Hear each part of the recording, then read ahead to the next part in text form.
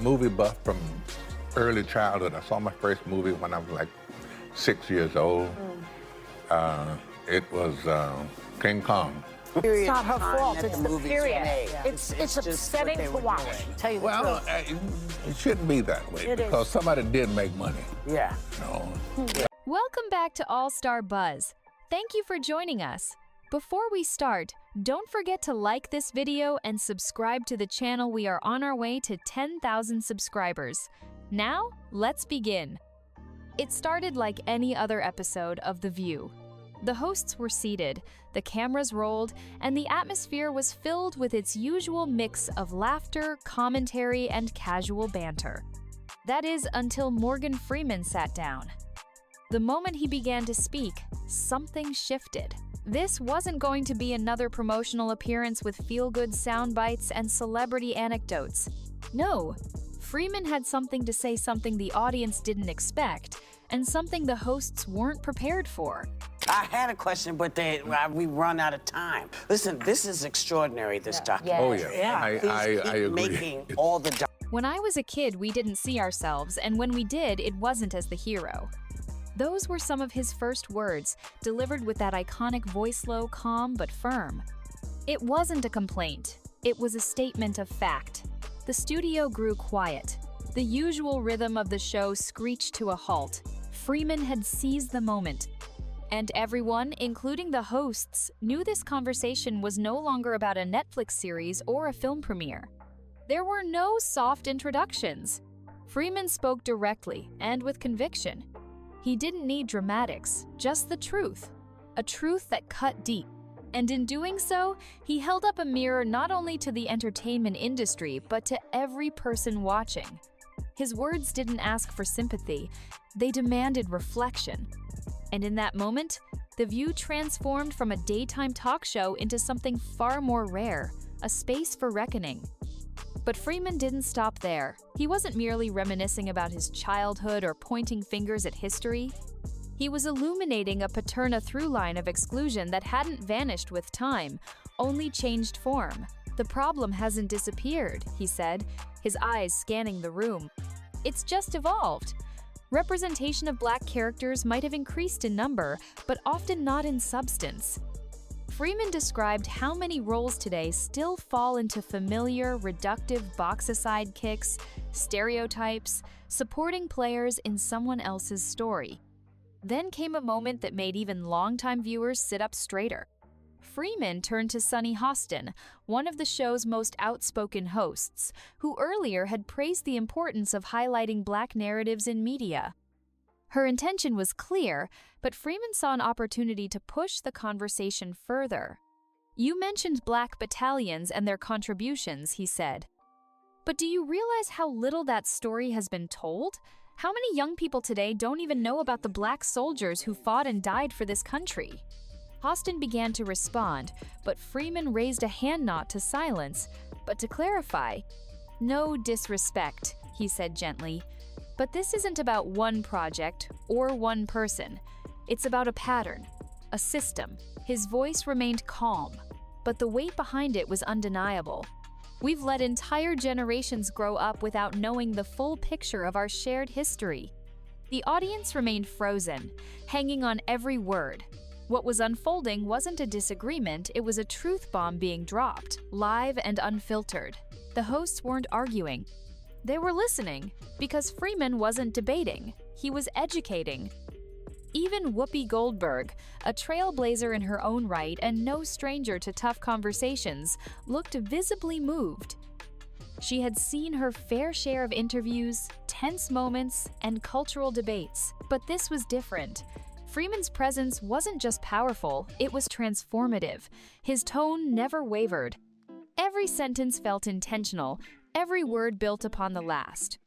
He was speaking not just to the hosts, but through them to the audience, to the producers, and to a society that often finds comfort in glossing over its own uncomfortable truths. Then, Freeman shifted the focus toward Hollywood, the industry that had made him a star, yet one he was now holding accountable. Movies and television shape how we see ourselves and each other, he explained. But when the only stories that get told are through one lens, what happens to everyone else? He didn't shout. He didn't need to. The stillness in the studio made his voice echo louder. He spoke of how children grow up learning who they can be through the characters they see. What happens to the kids who never see themselves as the hero, as the leader, as the one who saves the day? His voice, growing more impassioned, carried the weight of generations. It's not about charity, it's about justice. Telling the truth isn't an act of kindness, it's a responsibility.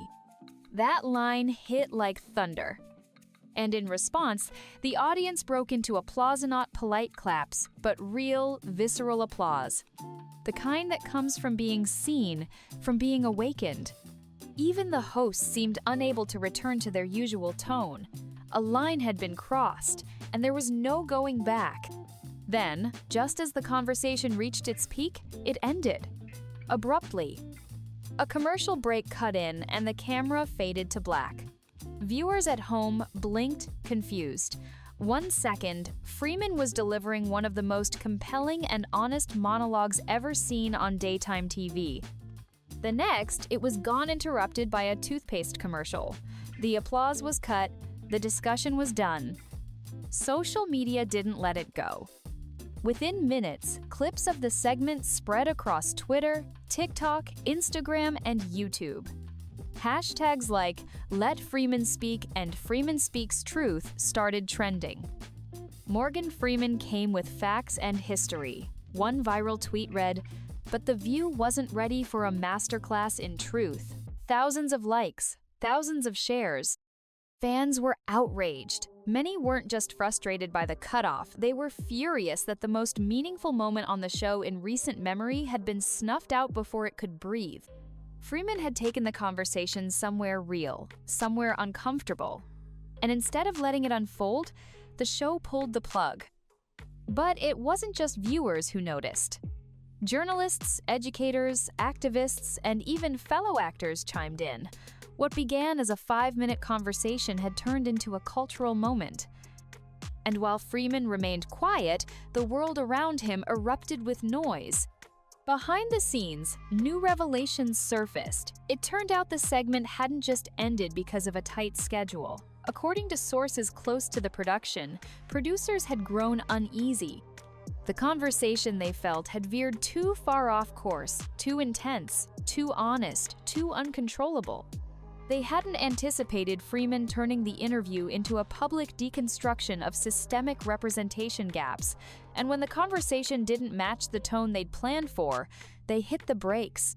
This revelation added a whole new layer to the outrage. It wasn't a fluke. It was censorship, at least in the eyes of many viewers. Freeman hadn't gone on a tirade. He hadn't been rude or disruptive. He had been thoughtful, deliberate, and respectful. But his message was still deemed too much. Now, the question wasn't just about why the segment was cut. It was about why the truth still scared people. Meanwhile, Freeman's words continued to spread. Teachers played the clip in classrooms. Professors used it to spark dialogue. Community organizers referenced it in forums. What began as a routine morning segment was now a national talking point.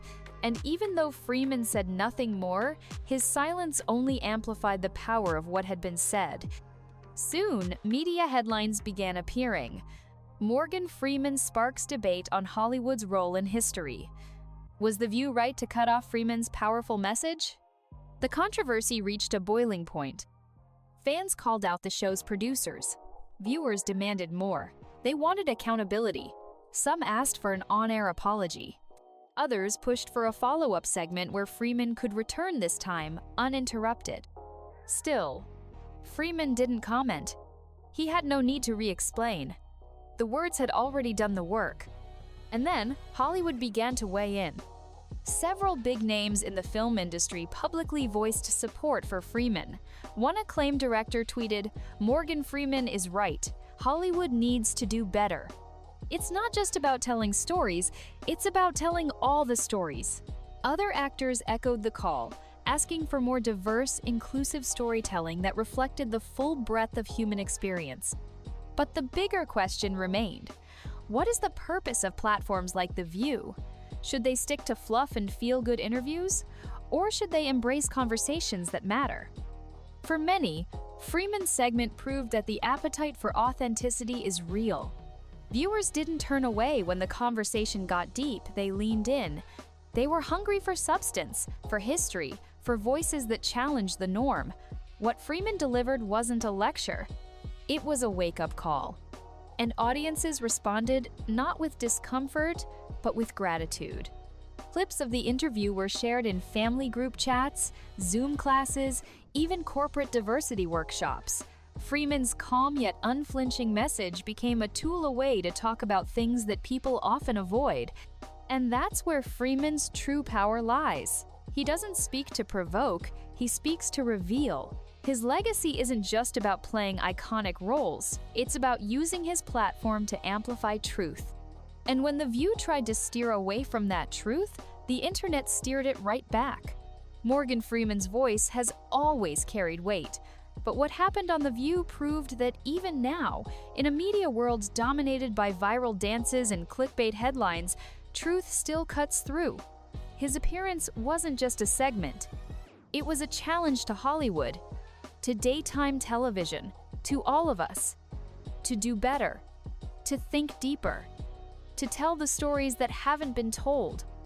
It forced a national conversation on censorship, representation, and the responsibilities of media. And while critics defended the show, saying it wasn't the right place for such heavy topics, fans pushed back. If not here, then where? If not now, then when? As the buzz continued, Freeman remained where he always has above the noise, letting the truth do its work. The deeper impact of Freeman's moment on The View didn't just resonate within media circles or among his fans, it began touching personal lives. Across social platforms, people started sharing how Freeman's words had struck a nerve in ways they hadn't expected. One educator posted a video explaining how she played the clip in her high school classroom to launch a discussion about historical erasure. Her students, many of whom had never heard of the Black battalions Freeman mentioned, were stunned. They asked questions. They stayed after class. They wanted to know more. Another viral post came from a young filmmaker who said that after watching Freeman, she decided to rewrite the ending of her short film to reflect a more honest portrayal of her own family's history. "I realized I was subconsciously writing for approval, not truth," she wrote. "Morgan made me realize the difference." Fans also recounted how Freeman's performances over the years had done more than entertain, they had educated. From Glory to The Shawshank Redemption to his narrations in history documentaries, his roles often held a mirror to society's blind spots. But this time, he wasn't in character, he was himself. And that made it all the more powerful. It wasn't just about a celebrity speaking out. It was about what happens when someone with gravitas refuses to be contained by a format, a script, or an expectation. Freeman didn't ask for the spotlight, redirected it. And in doing so, he proved that even a 5-minute conversation, if guided by courage and clarity, can spark a movement. If you enjoyed this video, don't forget to hit the like button and subscribe to this channel. Also, drop your thoughts in the comments. See you on the next one.